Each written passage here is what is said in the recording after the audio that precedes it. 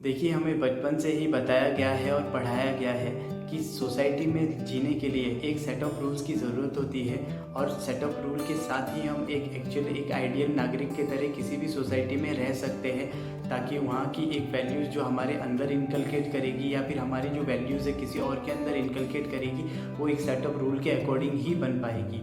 अगर किसी भी सोसाइटी में रूल्स नहीं होंगे, रेगुलेशंस नहीं होगी, कोई अच्छी वैल्यूज़ नहीं होगी, तो वहाँ पर जीना बहुत ज़्यादा मुश्किल हो जाएगा, क्राइम्स होंगी, ये सारी चीज़ें। बट समटाइम जो रूल्स के अकॉर्डिंग आपको नहीं दिख रहा हो, रूल के अगेंस्ट कोई चीज़ दिख रही हो, वो रूल के अगेंस्ट हो बट उसका जो इम्पैक्ट रूल के अगेंस्ट आते हुए भी अच्छा इम्पैक्ट आ रहा हो, तो ऐसे रूल्स को छोड़ देना भी बेहतर ही होता है। ये सारी बातों को समझाने के लिए मैं एक कहानी का सहारा लूँगा।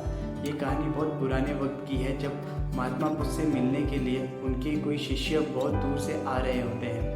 एक बड़े शिष्य होते हैं, एक उनसे छोटे शिष्य होते हैं। छोटे शिष्य अभी बड़े शिष्य से शिक्षा ग्रहण कर रहे होते हैं, एक बेसिक शिक्षा ग्रहण कर रहे होते हैं, और एक बड़े जो शिष्य होते हैं वो महात्मा बुद्ध की कुटिया में महात्मा बुद्ध से मिलने आ रहे होते हैं और आने वाले साल में धर्म का प्रचार कहाँ पर किया जाए, ये सारी बातें करने के लिए महात्मा बुद्ध से मिलना चाहते हैं। बट चलते चलते वो किसी एक नदी के किनारे पहुंचते हैं। अब नदी को पार करना होता है। अब जैसे ही वो नदी को पार करने वाले होते हैं, वहाँ पर वो एक सुंदर सी कन्या को बैठे हुए देखते हैं। असल में वो कन्या एक वेश्या होती है और वेश्या वो नदी को पार करना चाहती है पर कर नहीं पाती है।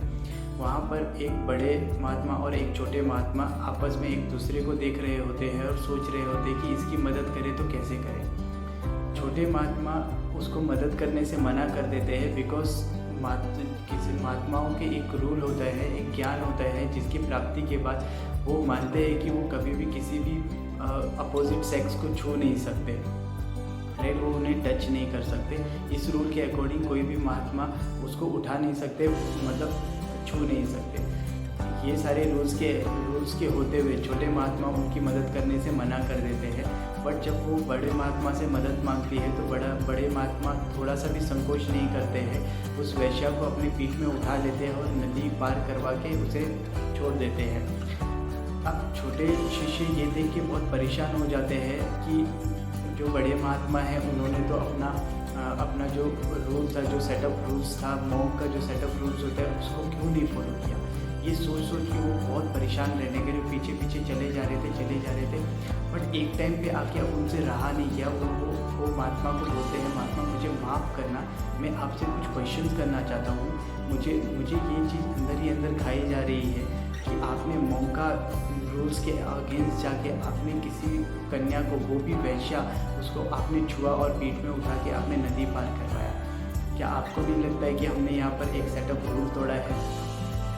यहाँ पर बड़े महात्मा बड़े प्यार से उनको देखते हैं और बड़े मुस्कुराते हुए उन्हें कहते हैं, अरे तुम अभी तक ये बात अपने दिमाग में लिए आ रहे हो, ये तो मैंने वहीं पर छोड़ दिया जहाँ पर मैंने उस वैश्या कन्या को छोड़ा था। बोलने का मतलब क्या है कि कभी भी अगर आप किसी चीज़ की मदद करना चाहते हो, कुछ पॉजिटिव करना चाहते हो, बट आप उस सेट ऑफ रूल के में बंधे हुए हो, आप वो कर नहीं सकते, तो हमको उस पर्टिकुलर टाइम के लिए वो रूल छोड़ देना चाहिए।